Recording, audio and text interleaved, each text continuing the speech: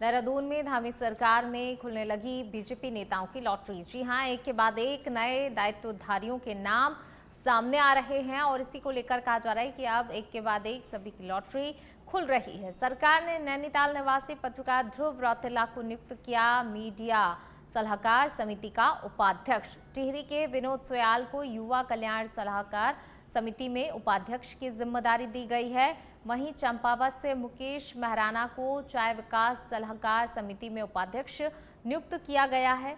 कुलदीप सिंह बुटोला को उत्तराखंड राज्य स्तरीय खेल परिषद का अध्यक्ष बनाया गया है। तो वहीं पूर्व प्रमुख और भाजपा के वरिष्ठ नेता खेम सिंह चौहान को उत्तराखंड ओबीसी आयोग का उपाध्यक्ष बनाया गया है।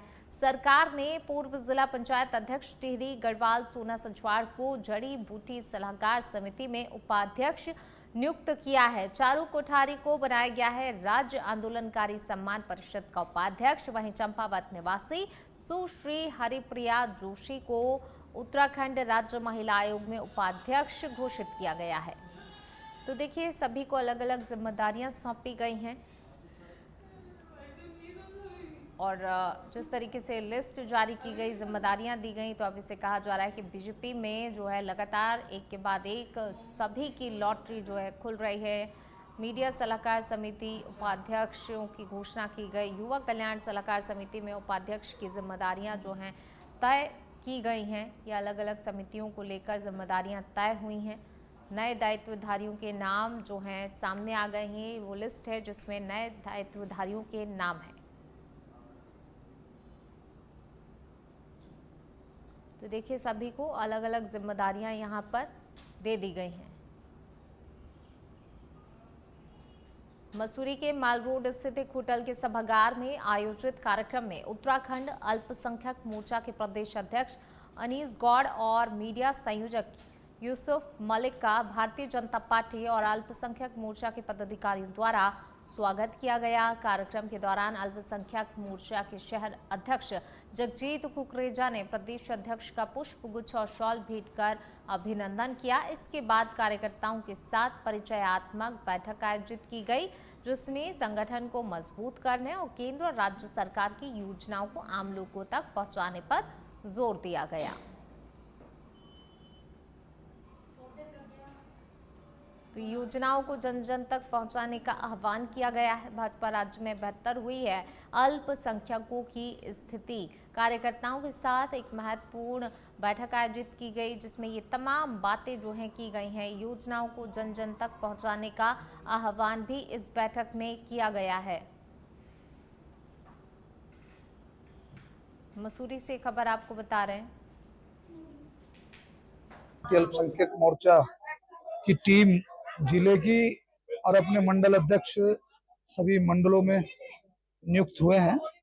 आज अपने पदाधिकारियों के साथ परिचयात्मक बैठक हमारे द्वारा की गई है। मैं कल टिहरी प्रवास पर था। आज महानगर देहरादून के मसूरी मंडल में पदाधिकारियों के साथ हमने अपनी बैठक की है और पार्टी की जो रीति नीति है उस रीति नीति के अनुसार मोर्चा अपने समाज के बीच में पहुंचे और जो केंद्र सरकार राज्य सरकार की योजना है उन योजनाओं को अपने समाज के बीच में लेकर जाए। यहाँ पे जो है भारतीय जनता पार्टी मसूरी मंडल अल्पसंख्यक मोर्चा के द्वारा यहाँ पे एक परिचय बैठक का आयोजन किया गया था, जिसमें अल्पसंख्यक वर्ग के सभी लोगों को यहाँ पे आमंत्रित किया गया था। साथ ही साथ भाजपा मसूरी मंडल के सभी लोग यहाँ पे आए थे और हमारे प्रदेश अध्यक्ष जी हमारा छोटा सा निवेदन स्वीकार करते हुए मसूरी आए।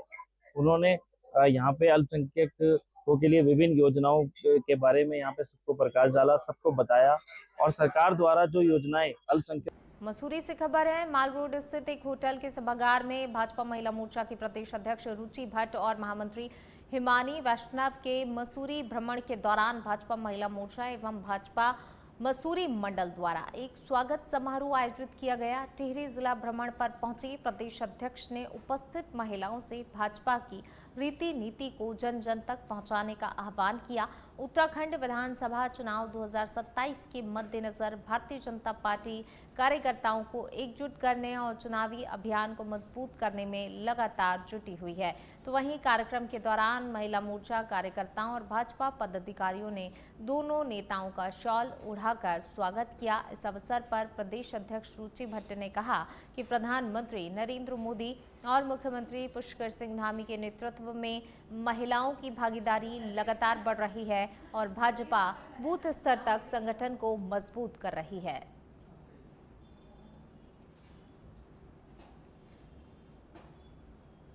तो मसूरी में स्वागत समारोह का आयोजन किया गया। मसूरी से खबर, जहां पर महिला मोर्चा एवं भाजपा मसूरी मंडल द्वारा आयोजन किया गया था स्वागत समारोह का। भाजपा राज्य में महिलाओं की भागीदारी बढ़ी है। लगातार जिस तरीके से जो है महिलाओं को जिम्मेदारियां भी जो है सौंपी जा रही हैं, महिलाओं को आगे लाया जा रहा है, तो यहाँ पर भी जिक्र किया गया कि देखिए महिलाओं की भागीदारी पहले से अब कई ज़्यादा बढ़ गई है। भाजपा राज्य में स्वागत सम्मान समारोह का आयोजन हुआ और यहाँ पर देखिए महिलाओं की भागीदारी वाकई बड़ी संख्या में देखने को मिली इस समारोह के दौरान और ये जिक्र भी किया गया। तो स्वागत समारोह का आयोजन किया गया था जिसमें बड़ी संख्या में महिलाएं शामिल हुई। देखिए, हमने टिहरी जिले का पूर्ण भ्रमण किया। मुनि की रेती से लेकर पूरा टिहरी तक हम लोग आगे तक गए और अब लौटते समय यहाँ प्रवास कर रहे हैं। बहुत ज्यादा समर्थन बहनों का है और क्योंकि हम लोग इस प्रवास के साथ साथ उन बहनों के साथ भी बात करने पहुंच रहे हैं जिन्होंने कुछ ना कुछ हमारी योजना का बेनिफिट लिया, फायदा उठाया और अच्छे से अच्छे काम उनके आउटलेट्स खुले। माननीय प्रदेश अध्यक्ष जी का तो धन्यवाद करूंगी और वैसे भी हम भारतीय जनता पार्टी के कार्यकर्ता हैं, भारतीय जनता पार्टी की नेत्री है, तो फायर ब्रांड तो हमारे हर एक माता शक्ति है। हाँ जी, कर रहे हैं महिलाओं के अंदर किस तरीके का उत्साह है, आपके जो विचार आप चाहते हैं किस तरीके से? देखिए, माननीय प्रदेश अध्यक्ष जी के साथ मैं मुनि की रेती, हमने टिहरी का 2 दिन का प्रवास किया, तीसरा दिन है क्योंकि आज हम मसूरी में हैं और अपने कार्यकर्ताओं से हम देहरादून में बढ़ते अपराध और युवाओं के भटकाव को लेकर गढ़वाल रेंज के आईजी राजीव स्वरूप ने सख्त एक्शन प्लान लागू किया है। प्रेमनगर और ब्रिगेडियर कांड के बाद अब पुलिस महकमे को हाई अलर्ट पर रखते हुए फरार आरोपियों की गिरफ्तारी के लिए विशेष टीमों का गठन किया गया है। इसके साथ ही शहर के पीजी और हॉस्टल्स की गहनता से जांच भी शुरू हो गई है और कॉलेज प्रशासन के साथ समन्वय कर संदिग्ध गतिविधियों में शामिल युवाओं की पहचान की जाएगी। बाहरी राज्यों से आने वाले लोगों का डिजिटल पोर्टल और फिंगरप्रिंट के जरिए सत्यापन भी कराया जाएगा। तो वहीं सड़कों पर रश ड्राइविंग और अवैध हथियार लेकर घूमने वालों के खिलाफ भी नाइट वॉच अभियान चलाकर कड़ी कार्रवाई की जाएगी। तो वहीं पुलिस अधिकारियों की जवाबदेही तय करते हुए साफ किया गया कि पर्यटन सीजन से पहले कानून व्यवस्था बिगाड़ने वालों को किसी भी हाल में बख्शा नहीं जाएगा और सख्त कार्रवाई की जाएगी।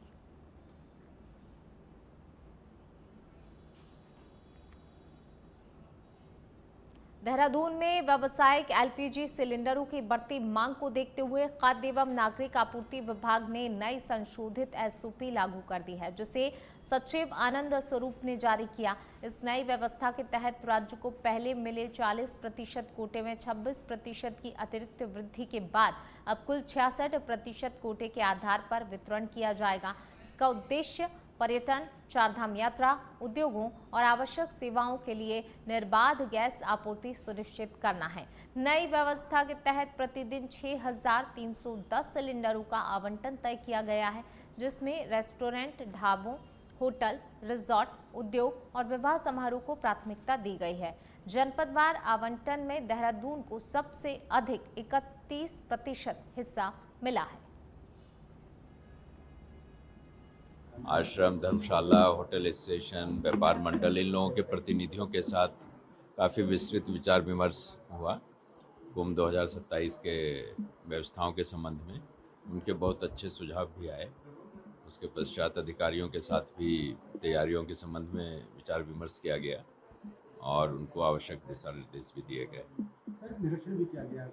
हाँ, जो कार्य चल रहे हैं, जो स्वीकृत कार्य हैं, इम्प्लीमेंटेशन के स्टेज पे हैं, उसमें अधिकारियों, कंसर्न अधिकारियों के साथ उनका भी मौका मुआयना किया गया और जहाँ जहाँ जो भी आवश्यक निर्देश थे वो उनको दिए गए कि जिससे गुणवत्ता के साथ और समय के साथ वो कार्य पूर्ण किए जाए। देहरादून से खबर। देहरादून में पुलिस महकमे में बड़ा फेरबदल देखने को मिला है। 3 थाना अध्यक्ष समेत 30 अधिकारियों के तबादले किए गए हैं। आधी रात ट्रांसफर सूची जारी हुई है।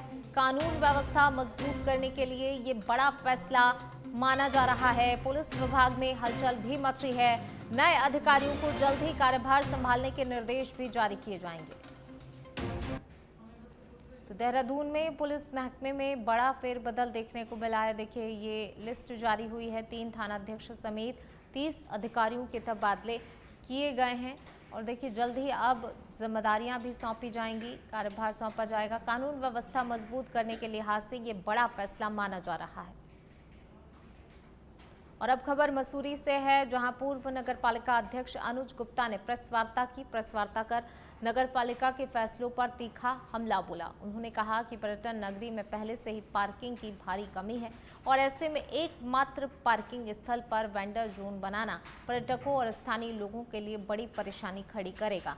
उन्होंने आरोप लगाया कि नगर पालिका द्वारा डिग्री कॉलेज की भूमि पर प्लॉटिंग कर अपने चहेतों को लाभ पहुंचाने की कोशिश की गई और इस दौरान संरक्षित प्रजाति के पेड़ों की कटाई भी की गई। इस मामले में उच्च न्यायालय में याचिका दायर होने के बाद कोर्ट ने नगर पालिका को फटकार लगाते हुए जवाब मांगा है, जिससे मामला और तूल पकड़ता जा रहा है। उत्तराखंड हाईकोर्ट ने मसूरी नगर पालिका द्वारा बिना वन विभाग की अनुमति एमपीजी कॉलेज की भूमि पर सड़क और खेल मैदान निर्माण के लिए बांज के पेड़ काटे जाने के मामले में सख्त रुख अपनाया है। जनहित याचिका पर सुनवाई करते हुए कोर्ट ने क्षेत्र में किसी भी प्रकार के पेड़ कटान पर रोक लगा दी और नगर पालिका, राज्य सरकार और वन विभाग से 4 सप्ताह के भीतर जवाब मांगा गया है। याचिका छात्र संघ अध्यक्ष और पर्यावरण प्रेमी प्रवेश राणा द्वारा दायर की गई थी, जिसमें आरोप लगाया गया कि बिना अनुमति बहुमूल्य पेड़ों की कटाई की गई है। सुनवाई के दौरान प्रस्तुत साक्ष्यों के आधार पर कोर्ट ने नाराजगी जताते हुए कार्रवाई की, जिसे याचिकाकर्ता ने युवाओं और छात्रों की जीत बताया। रूप से हमने जो हाईकोर्ट हमारे माननीय उच्च न्यायालय इसमें ये मामला पारित किया था और आज ही उसकी सुनवाई जो कि माननीय उच्च न्यायालय, सबसे पहले बहुत बहुत धन्यवाद करता हूँ कैसे उन्होंने मसूरी नगर पालिका अध्यक्षा और पूरे पैनल जो उनका है उसके मुंह पे तमाचा मारते हुए एक जो ने कथन दिया है कि वहाँ पर जो एमपीजी कॉलेज की भूमि है उस पर आप कैसे अवैध निर्माण कर सकते हैं, कैसे आपने पेड़ काट दिए। तो निश्चित रूप से ये पूरे मसूरी के युवाओं की जीत है, ये सिर्फ प्रवेश राणा की जीत नहीं, पूरे मसूरी की युवाओं की जीत है। और कैसे माननीय उच्च न्यायालय ने हमारी एमपीजी कॉलेज की भूमि को, क्योंकि संरक्षित भूमि है, उसको बचाने का काम किया है। और आगे भी मैं माननीय उच्च न्यायालय का धन्यवाद करता हूँ कि आगे भी आप हमारा साथ ऐसे देते रहेंगे। माननीय न्यायालय के द्वारा जो ऑर्डर्स आए हैं उससे स्पष्ट है कि झूठ कौन बोल रहा है। पहले भी उनके द्वारा माननीय अध्यक्ष द्वारा कहा गया है कि प्रवेश राणा झूठ बोल रहा है, तो अब तो उच्च न्यायालय जी ने बोल दिया है कि प्रवेश गदरपुर क्षेत्र में जंगलों को आग से बचाने के लिए वन विभाग पूरी तरह से सतर्क हो गया है। टांडा रेंज में इस वर्ष आग की घटनाओं को रोकने के लिए व्यापक तैयारियां की गई हैं। रेंजर रूप नारायण गौतम के अनुसार हर साल जंगलों में आग लगने से वन संपदा और वन्य जीवों को भारी नुकसान होता है, जिसे देखते हुए इस बार पहले से ही फायर लाइन बनाई गई है, कर्मचारियों की ड्यूटी तय की गई है और निगरानी बढ़ा दी गई है। उन्होंने बताया कई बार लोग मधुमक्खी के छत्ते निकालने के लिए आग का उपयोग करते हैं, जो कि बाद में एक बड़े खतरे का रूप ले लेती है। वन विभाग ने आम जनता से अपील की है कि जंगलों में आग लगाने से बचें और किसी भी घटना की तुरंत ही सूचना दें, ताकि समय रहते आग पर काबू पाया जा सके। 15 फरवरी से हमारा फायर सीजन शुरू हो गया है और वनों को आग से कैसे बचाया जाए इस संबंध में व्यापक स्तर पर तैयारियां की गई हैं। आप देख रहे होंगे पूरे जो वन मार्ग हैं, वन मोटर मार्ग हैं, इनको चारों तरफ फायर लाइनें काटी गई हैं और पर डे ड्रिल हो रही है। जो पत्तियां गिर रही हैं उसको जलाया जा रहा है। अंदर के जो जंगल हैं जहाँ पर नए प्लांटेशन हुए हैं उसके चारों तरफ फायर लाइन काटी गई हैं, उसको फायर लाइन को सफाई करके उसको जलाया जा रहा है। और सबसे बड़ी बात आपको बता दूँ, इस बार आग को आपदा घोषित कर दिया सरकार ने। देहरादून में शहरी विकास को नई दिशा देते हुए नगर निगम परिसर में जुनग मंडल हॉल का लोकार्पण किया गया। इस अवसर पर मुख्यमंत्री पुष्कर सिंह धामी ने कहा कि हॉल शहर की सांस्कृतिक विरासत और आधुनिक विकास का प्रतीक है। उन्होंने बताया कि देहरादून में नगर निगम द्वारा बुनियादी सुविधाओं को तेजी से मजबूत किया जा रहा है, जिसमें पार्कों का निर्माण, स्ट्रीट लाइट व्यवस्था, इलेक्ट्रिक बसों का संचालन और चार्जिंग स्टेशनों की स्थापना शामिल है। तो वहीं मुख्यमंत्री पुष्कर सिंह धामी ने ये भी कहा कि शहर को स्वच्छ और हरित बनाने के लिए सीवरेज और स्वच्छता पर भी विशेष ध्यान दिया जा रहा है। इसके साथ ही 1400 करोड़ रुपए से अधिक की विकास परियोजनाएं शहर में संचालित हैं, जो कि भविष्य में देहरादून के समग्र विकास की मजबूत नींव साबित होंगी। नगर निगम का जो मंडल हॉल है, ये हमारी विरासत का बहुत बड़ा प्रतीक है। विरासत का भी और भविष्य का भी, विकास का भी और आधुनिकता का भी एक मिश्रण इस हॉल में है। और नगर निगम देहरादून बहुत तेज गति से विभिन्न स्थापना सुविधाओं को बढ़ा रहा है, पार्कों का निर्माण कर रहा है, अनेक नए नए काम कर रहा है, स्ट्रीट लाइटें बन रही है, इलेक्ट्रिक बसें चल रही हैं। स्वच्छ और हरित दून बनाने के लिए यहाँ पर सीवरेज के क्षेत्र में अच्छा काम हो रहा है, स्ट्रीट लाइटों का अच्छा काम हो रहा है, बहुत सारे काम, इलेक्ट्रिक चार्जिंग स्टेशन भी यहाँ पर बनाए गए हैं। और स्वच्छता के मामले में भी देहरादून शहर ने अच्छा काम किया है। आने वाले समय में बहुत अच्छा काम करेगा। हमारा संकल्प है कि देहरादून स्वच्छ बने और क्लीन और ग्रीन दोनों ही कॉन्सेप्ट को पूरा करते हुए आगे बढ़े। इसको ध्यान में रखते हुए 1400 करोड़ से भी अधिक की परियोजनाओं पर देहरादून में काम हो रहा है। ये सभी परियोजनाएं आने वाले समय देहरादून शहर के विकास के लिए एक मील का पत्थर साबित होगी। किस तरीके से सब देख रहे हैं, क्योंकि अपराधियों में भी एक खौफ होना चाहिए। नहीं, देखिए, बिल्कुल अपराधियों में पूरी तरह से खौफ का वातावरण बनने लगा है और ऑपरेशन प्रहार के चलते ही कई सारे अपराधी पुलिस के शिकंजे में आए, कानून के शिकंजे में आए। इसके तहत एक अभियान, सघन अभियान चलाया जा रहा है। जो भी अपराधी हैं, गैंगस्टर हैं, अन्य जिनके ऊपर आपराधिक धाराएं लगी हुई हैं, उन सब की खोजबीन की जा रही है। बड़ी संख्या में जो यहाँ पर देश दुनिया के छात्र पढ़ते हैं, उनकी सुरक्षा भी हमारे लिए सर्वोच्च प्राथमिकता है, क्योंकि उत्तराखंड एक ऐसा स्थान है और उसमें से भी देहरादून, यहाँ पर सभी लोगों को आत्मसात किया है। कम से कम कई हजारों लाखों बच्चे, छात्र छात्राएं पूरे देश के पढ़ते हैं, उनकी सुरक्षा हमारे लिए सर्वोच्च प्राथमिकता है। आगे नागरिकों की सुरक्षा, इसलिए अपराध किसी भी कीमत पर उसको टॉलरेट नहीं किया जाएगा। यहाँ पर देवभूमि